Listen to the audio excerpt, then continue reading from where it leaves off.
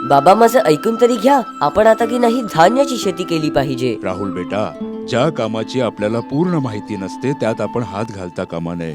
तुम्ही काळजी करू नका. आपल्यासारख्या मेहनती शेतकऱ्यांची मदत करण्यासाठी HPM ने बनवली आहे HPM वेबसाईट आणि मोबाईल ऍप पण. शेती ती सुद्धा मोबाईल वरून. आधी लागवड केलेल्या पिकाची माहिती मिळवायची असेल किंवा नवीन शेतीची माहिती मिळवायची असेल तर ते सगळं तुम्ही इथे पाहू शकता. चला तर मग आपण दोघं एकत्र मिळून शिकूया. नमस्कार, तुमचं स्वागत आहे HPM च्या जगात. भाताची शेती करा या 5 सोप्या टप्प्यांमध्ये. भाताची व्यावसायिक शेती करण्यासाठी सर्वात महत्वाचा आहे हा पहिला टप्पा.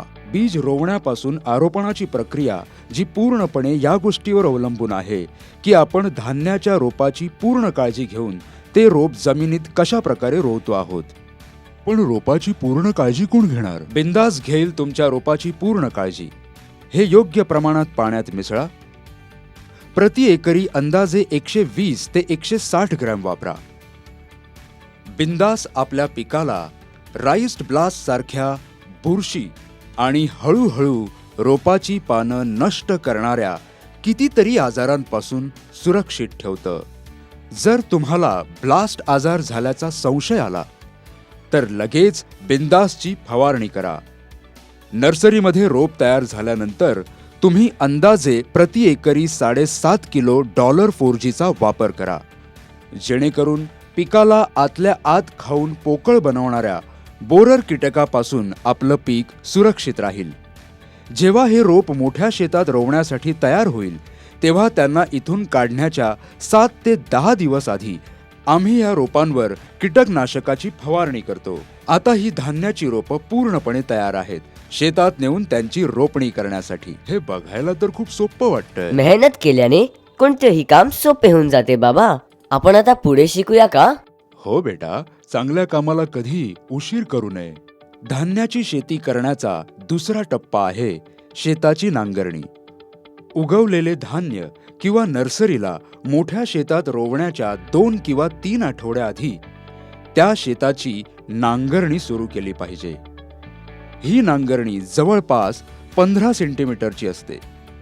या नांगरणीमुळे शेतातून दगड, गवत, तण आणि इतर जैविक गोष्टी बाजूला केल्या जातात, ज्यानंतर धान्याच्या नाजूक बीजांचं आणि रोपांचं नुकसान करू शकतात. मग या शेतात पाणी भरलं जातं. आता हे शेत हैरोसाठी तयार आहे. शेतात हैरो एकूण 3 वेळा केलं जातं. पहिल्यांदा नांगरणी केल्याच्या 5 दिवसानंतर, दुसरी वेळ पहिल्यांदा हैरो केल्याच्या 7 दिवसानंतर आणि तिसरी वेळ दुसऱ्यांदा हैरो केल्याच्या 7 दिवसानंतर. मग शेताची जमीन समतल केली जाते, म्हणजे वेळ आल्यावर सगळी रोपं समतल जमिनीवर लावता येतील. आपण 2 पद्धतीने धान्याची रोवणी सुरू करू शकतो. पहिल्या पद्धतीमध्ये आम्ही धान्याची रोपं या शेतात रोवायला सुरू करतो. ही रोपं एका सरळ रेषेत लावली जातात. प्रत्येक रोप एकमेकांपासून 20 सेंटीमीटर अंतरावर लावलं जातं आणि प्रत्येक रोप जमिनीत जवळपास 2 ते 3 सेंटीमीटर आतवर लावण्यात येतं. दुसऱ्या पद्धतीत आम्ही धान्याचं बीज सरळ शेत जमिनीत टाकतो, जसा आता हा शेतकरी टाकतो आहे. रोप लावल्याच्या 5 दिवसांनंतर प्रति एकरी 400 ते 600 मिलीमीटर हाय फीटची फवारणी केली जाते, जेणेकरून शेतात अनावश्यक गवत किंवा तण उगवू नये. रोपाची थोडी वाढ व्हायला सुरुवात झाल्यावर प्रति एकरी 130 ते 160 ग्रॅम बिंदासची फवारणी करायला सुरुवात केली पाहिजे. हे औषध ब्लास्ट आजारापासून पिकाचं संरक्षण करतं. मग 20 ते 25 दिवसानंतर किंवा BPH किंवा WBPH दिसायला लागल्यावर आम्ही प्रति एकरी 24 ते 30 मिलीलीटर सुपर इमिडाची फवारणी करतो. हे औषध BPH किंवा WBPH सारख्या कीटकांचा सफाया करतं. धान्याच्या उत्तम गुणवत्तेसाठी 20 ते 45 दिवसांमध्ये 1.5 ते 2 मिलीलिटर 24 कॅरेट 1 लिटर पाण्यात मिसळून प्रति एकर या पाण्याची पिकावर फवारणी करायची असते. 24 कॅरेटमुळे शेतीच्या उत्पादनात भरघोस वाढ होते. धान्याचं पीक आता विकसित व्हायला तयार आहे. वा बाबा, आपण बघता बघता शेती शिकलो सुद्धा. राहुल बेटा, आत्ताचा फक्त दुसरा टप्पा पूर्ण झालाय. चल आता तिसऱ्या टप्प्याची तयारी करूया. धान्याच्या शेतीचा तिसरा टप्पा असतो पुष्पगुच्छ बनवण्याचा. लावणी केल्यानंतर अंदाजे 52 दिवसांनंतर शेतात पुष्पगुच्छ बनायला सुरुवात होते. यावेळी रोपांची पूर्ण वाढ झालेली आहे आणि फुलण्यासाठी अगदी तयार आहे. आता तुम्ही पाहू शकत असाल, आता प्रत्येक रोपाच्या टोकाला एक उभार यायला सुरुवात झाली आहे. हाच उभार पुढे जाऊन भात बनेल. हे रोप तर आता भातासारखंच वाटत आहे. आता चिंता संपली. नाही बेटा, आता तर पिकाचं रक्षण करणं बाकी आहे. जेव्हा या उभाराची किंवा पुष्पगुच्छाची 5% वाढ होईल, तेव्हा तुम्ही परत एकदा प्रति एकरी 120 ते 150 ग्रॅम बिंदासची फवारणी करा. आणि यापुढे कधीही तुम्हाला रोपावर ब्लास्ट दिसू लागला तर त्याच क्षणी बिंदासची फवारणी करून तुमच्या पिकाचं रक्षण करा. पीक जसजसं विकसित होत जाईल तसतसं यावर स्टीम बॉरर, गॉल मेज, ग्रीन लीफ हॉपर यासारख्या नवीन कीटकांचं आक्रमण होईल. या सर्वांचा सफाया करण्यासाठी तुम्ही प्रति एकरी 40 ग्रॅम 7 स्टारची फवारणी करा. वेळोवेळी तुमच्या शेताची पाहणी करत राहा आणि जर तुम्हाला शेतात कधीही brown plant hopper, green leaf hopper आणि व्हाईट बॅक्ड प्लांट हॉपर यासारखे कीटक तुम्हाला आढळून आले तर तुम्ही प्रति एकरी 320 मिलीलिटर अपोलोची फवारणी करा. अपोलो या सगळ्या कीटकांचा सफाया करण्यासाठी समर्थ आहे. पिकावर फूल येण्याची प्रक्रिया सुरू होणार आहे. पुष्पगुच्छ येण्याच्या या काळात सर्वात महत्त्वाची गोष्ट आहे, या रोपांवर प्रति एकर 7.5 ते 10 किलो $4Gची फवारणी करा.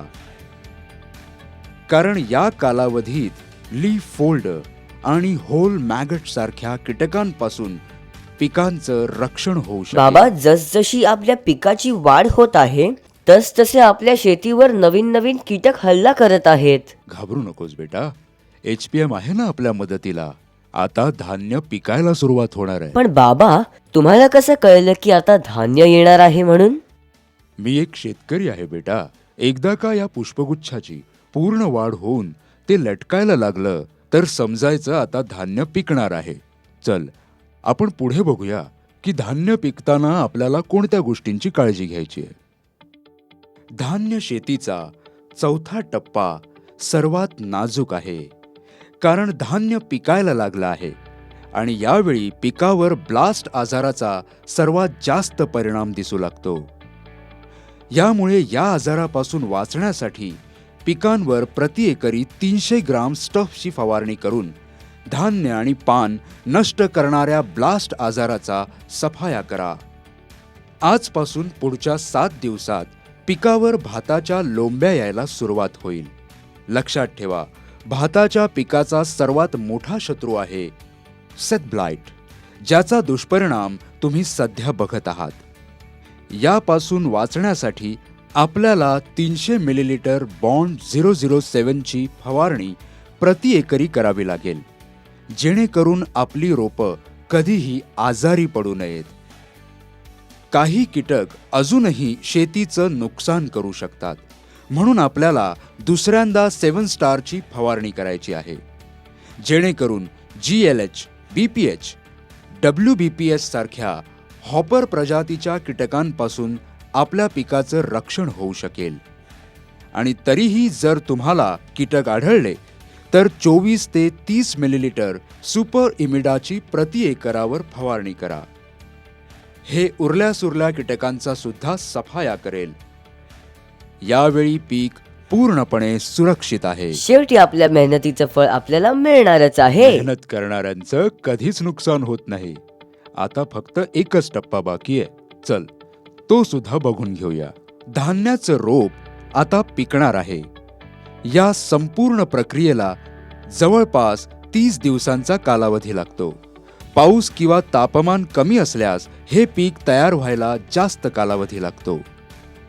तेच जर हवामान उष्ण आणि भरपूर सूर्यप्रकाश उपलब्ध असेल तर हे पीक कमी कालावधीत तयार होतं. हळूहळू धान्याची रोपं स्वतःचं स्वरूप आणि रंग बदलून सफेदवरून सोनेरी रंगाची होतील. रोप सोनेरी होण्याचा अर्थ आहे पीक आता तयार झालं आहे आणि आता तुम्ही भाताच्या शेतीतून भरघोस फायदा कमवू शकता. बाबा, आता वेळ आली आहे आपल्या कठीण परिश्रमाचं फळ मिळण्याची, हो ना? आणि मेहनतीचं फळ नेहमीच गोड असतं बेटा. कठोर परिश्रमांसोबत HPM देईल आपल्याला साथ.